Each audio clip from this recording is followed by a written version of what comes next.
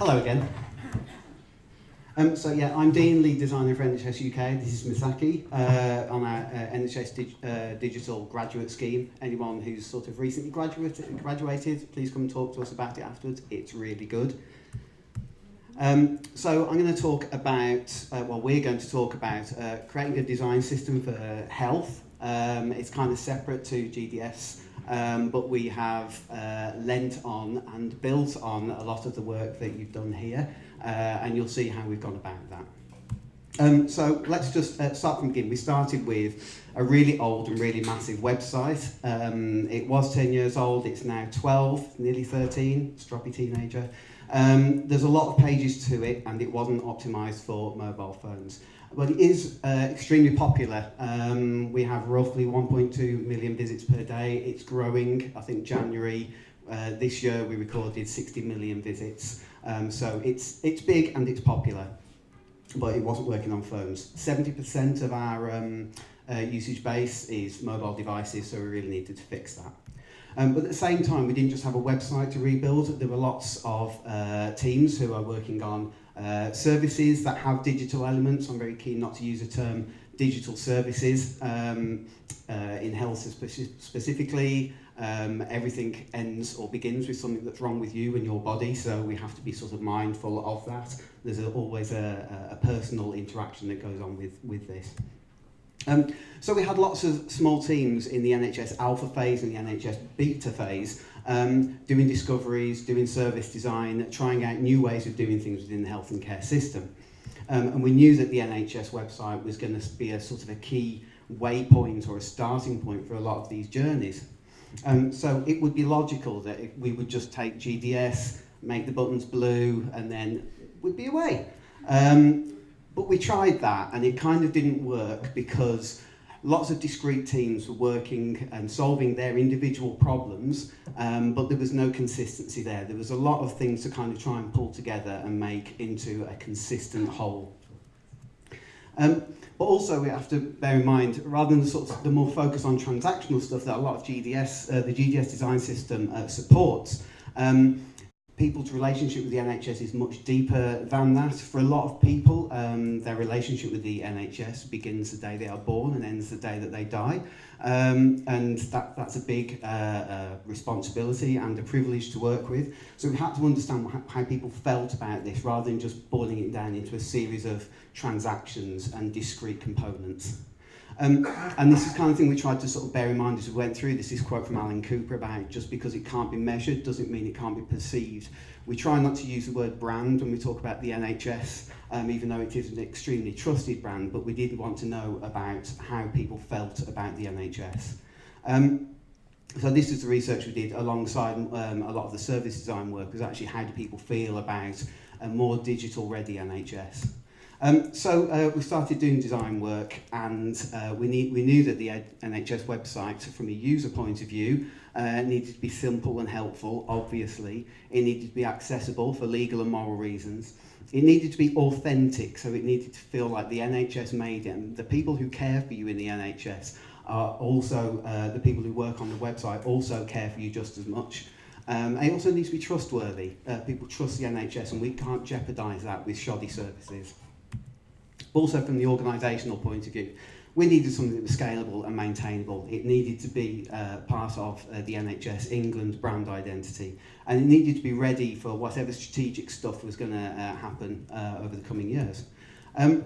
So we also had to design for a variety of content types. So this isn't just transactional stuff. We have some very sensitive subject areas that we deal with on the NHS website, whether it's pregnancy, whether it's cancer, whether it's other lifelong conditions.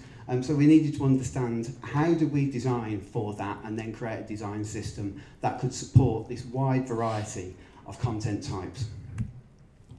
What we did, we made a very simple reading experience. As you can see here, using our font Frutiger, which we did a lot of work with to make sure that we had a good reading experience. We started to build components that made the reading experience easy and brought out important stuff for people who had scanning behaviours.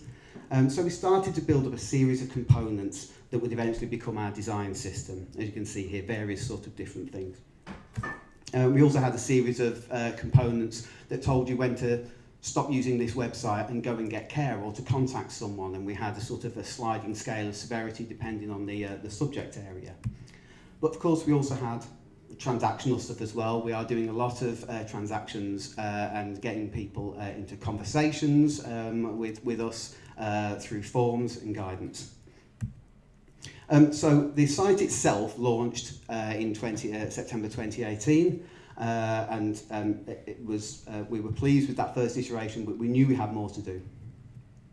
So it came to start sharing the work that we'd done so that other teams could take this up and continue working.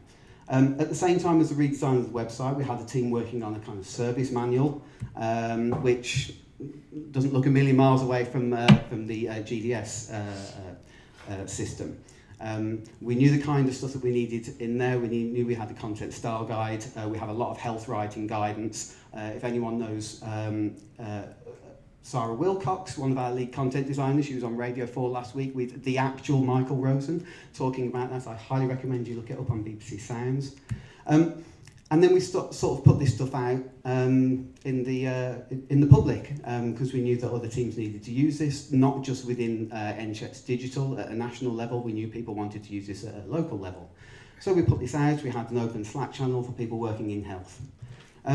So that was great. We thought we'd just put that out there. Everything's going to be awesome. Working in the open's great. Hooray. But then obviously the thing happened that always happens is people started using our components in ways that we weren't expecting. Anyone who's had to toddler-proof a living room will know you only need to put a toddler in it for 30 seconds to find all the things that you hadn't quite covered. And that was starting to happen with us. So we had to be very careful about things like care cards, those components I told you about, getting in touch with the health and care system, when not to use them. For example, not in the middle of forms. Now, we'd never told someone not to do it. We hadn't designed them to be used in the middle of a form. But some people, quite rightly, they thought they were doing the right thing by using this component to tell people when to get in touch with somebody else. So we needed to sort of improve the context and the guidance that we had so that users didn't start doing that again. And this brought me to mind of this thing I think some people might have seen on Twitter just over a week ago, is you do not have a design system unless you have content and context as part of it. Otherwise, you've just got a bag of Lego bricks with absolutely nothing to guide people into what to make. We're doing more to make sure that our work does that on the service manual. Misaki will be taking you through that soon. But also, people's expectations of the stuff that we were putting out and who we were as a team was different to the sort of reality. So of course we can't mandate centrally what Hospital Trust does somewhere because they're their own organisation. However, we were getting people contacting us through the Slack channel who's like, for example, the one web person at a hospital somewhere. And they would say, okay, so I need a carousel, I need a sticky nav, and I need something else, a popover or something like that. If you could let us know when you've done all of them, that would be brilliant. Okay, thanks, bye. And we had to say, well, actually, no, we're just doing the stuff that we need for the users that we need to do for the services that we're providing. But we do have a backlog where everyone's working and talking about their stuff. So if you want to join in with that, that would be great. So understanding the sort of the context that we were sat in, and then knowing what people expected from us and how they could be part of that was going to take a lot more work than we originally thought. So this is sort of our flow, our decision tree for producing new elements for our design system. So we always say to everyone, try and design your thing with the stuff that's already there. We don't have a rich sort of variety of stuff, but we do have just enough to get you going. If that doesn't work, go and search GDS. They have loads of stuff. We've relied so much on their research and all of their work already and adapted it for our own needs. If that then doesn't work, and as a last resort, design a new component. And we want to be really careful with that. As our friend Caroline Jarrett has said, any new component added to a design system is an additional maintenance overhead, so we need to be really sure that we want it there in the first place and have other people starting to use it. So now I'm going to talk about what we then learned over the last year and what we've been doing since to improve our service as a service manual and as a design system. So I'll be handing over to Misaki. Thank you. Great. Hello. Hi everyone, I'm Misaki. I'm a graduate user researcher on the service manual team. We've been working on redesigning the service manual for the last few months, about 4 months, and that's to try and improve the service manual. So the question is, why does it need to be improved? Why does it need a redesign? The main one is that the service manual has grown massively over the course of the last year. That's predominantly based on the fact that we've been able to base our work on all of the fantastic work that the GDS team has been doing, so thank you. That meant that we could really concentrate on adding components, adding content that's really specific to health, hence why the massive growth. And then in what ways has it grown? So as Dean mentioned, the service manual for the NHS, it has quite a few different parts to it. You've got what you'd normally find in a design system, but you also have things like an accessibility guidance, content style guide that has kind of writing or guidance on how to write for the NHS services, and all sorts of other things. But predominantly, there's massive growth in the content style guide, and another bit. But basically lots of new pages were added to it, such as the A to Z to NHS health writing, a whole new section about forms guidance, which is titled How to Write Good Questions, which is actually a lot harder than it sounds. And then, as you can see from this list, this is our UI styles, components and patterns list, and it's just kind of grown and grown until it's gone into this heinous long list that you have to scroll down for a little bit. So all of this has made it quite hard for users to find the things that they're looking for, and just kind of like navigate around the service manual. Which leads us to, this slide does not look how it should, but it leads us to the question of who our users are. And so that's digital workers across the whole NHS. That might be someone working in the office in London next to me, or it could also be the guy that Dean mentioned, working somewhere in a hospital by himself, the solitary designer. So people kind of including content designers, service designers, interaction designers, developers, as well as product owners, delivery managers, and user researchers. An example of that, where we've got very specific information for different roles, we have in our accessibility guidance pages that are very specific to different roles, so information that a content designer would need to know for meeting the accessibility needs. However, in the case of answering the question how that matters to the redesign, was we were facing the question of how to redesign the service manual so that people can find what they're looking for and navigate around it for their specific kind of professional roles and their needs. To try and kind of like make the service manual meet everyone's needs in one place. So in order to solve this problem, we looked at 3 things. Adding a search with lots of synonyms, improving the site structure, so where things lived, and also implementing consistent navigation across the whole site.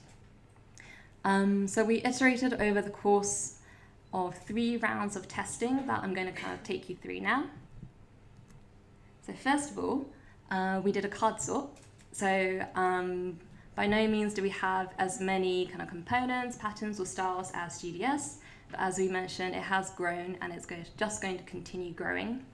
What we did with the card sort is that we wanted to first understand how people would naturally want to kind of group all of those different items in that list. So I went off and printed a lot of little cards and put pictures on them and the names of the component, pattern or style. And then I asked about 50 people to group them in any way that they like. And from that, we found a few things. First of all, there were kind of very specific little tendencies that say content designers like to group items in, which differed slightly from things like what developers would group them in.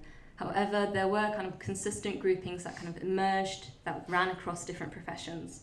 And they were themed based on forms, navigation, and content presentation.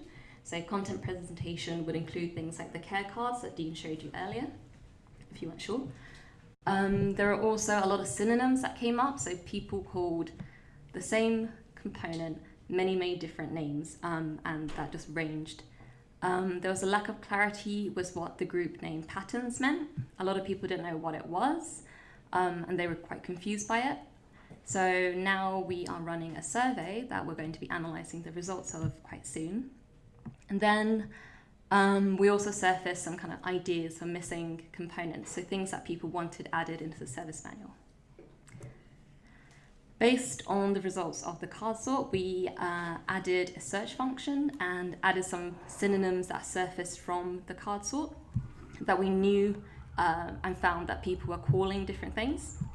An example of that is like the details and the expander components. If you can look on the side of the presentation, they look very similar, but they're a bit different, and they also serve very different functions.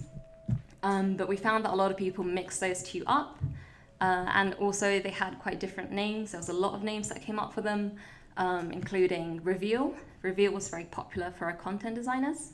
There was also, I think, Progressive Disclosure. Thank you. Progressive Disclosure, Show and Hide as well. So when we made the search function, when we made too eager. When we made the search function, we made sure that you could find those two components, even if you put in one of the other names for them, and then people could go off and kind of like look a bit deeper to see which one they meant. The second round of testing we did was a tree test. So this was to kind of check or test our new site structure. We wanted to see how well it would perform, and we did an online test. And from that, we got two findings. One was kind of just reiterating the importance of cross-linking, so making sure all of our pages connected to each other. And that was very evident in the sense of, say, on each individual page, making sure there was kind of clear signposting for where you could go to get support. Also, things like the two components I showed you that looked very similar, just to make sure that they cross-reference each other. And then also there was the issue that, say, there'd be information about a particular thing in one part of the service manual, and then it would also, there'd be more information about it in a different part of the service manual, but in a very different context. So an example would be something like headings, or headings. You could find that in the styles section and under typography. But there was also more information about it in the accessibility guidance. So just making sure those kind of information's linked to each other. The second finding we got from the tree test was based on the results. We thought we would introduce a section called design systems that we didn't have before. So that would then house kind of things like the prototyping kit, the front-end library, and all of the UI components, patterns, and styles. That was kind of a decision to just make it easier for people who are looking for those items, but then also to make room or a space for if there was new content or new information that would be added that linked to kind of like prototyping kit, production code, front-end library or components. It would have a natural place to go into. So then, based on the tree test and also the card sort, we went off and redesigned the service manual, which I will show you shortly, but not yet. And we put it through some usability testing sessions. That was on content designers, service designers, developers, and also interaction designers. 20% of our testers also had accessibility needs. And yeah, so the main purpose for the usability test was to test the navigation of it, because we had added the top navigation, side navigation, and in-page navigation. However, we also wanted to see how some of our new sections would test. So this is one of them, which is the What's New and App Updates section. It has all of the updates that have been made to the design, to the service manual in one page. And that kind of, the need for this was based on the fact that we had some core users that was visiting the service manual like daily or every few days to check for new things or updates that have been made to the service manual. And that connected with just like this massive growth of the service manual and its very speedy growth. We thought it was helpful if there was a place that people could go to find all of the information they needed. So in the first iteration, we made a list where all of the updates were listed in chronological order. But when we tested it, we found that often content designers wanted to see content design specific information. Designers or interaction designers wanted to see things that have been updated to the design system. And that kind of, so it was less chronological, rather they preferred clusters of information that related to their professions. So just kind of re-emphasize the importance of making sure that the service manual can meet the needs of all of our different users. So yeah, this is what it looks like now. I guess if you don't look at it every day, you won't be able to see much of a difference, but there are a lot of differences. I don't have time to actually show you it, but and it's sad because it's only a screenshot, but there is a link at the end that you can go and have a look at if you want to. You don't have to, it's fine either way. And yeah, so after we did a lot of iterations on the content and the design based on the usability test, we finally went from beta to live last Tuesday, which is very exciting. And it comes to the point of what next. Obviously, there's always a what next. One of the things that we're looking at, and we've got an eye on in the future, is building an inclusive culture of contribution. So I think this is one of the themes of the night. Kelly also mentioned something very similar, and I'll be talking about very similar things. But basically, currently, as Dean showed, we do have a contribution process. It's based very heavily on the GDS version, so we also use GitHub. But it's just slightly different in the fact that our content designers also make changes and updates on GitHub. We also have a content style council and a design working group that meets every month, and they decide new things and new updates, which is great. But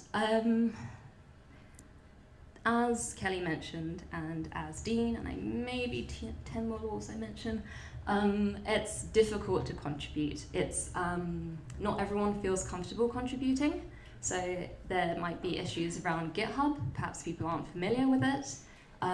There's issues about where people can get support.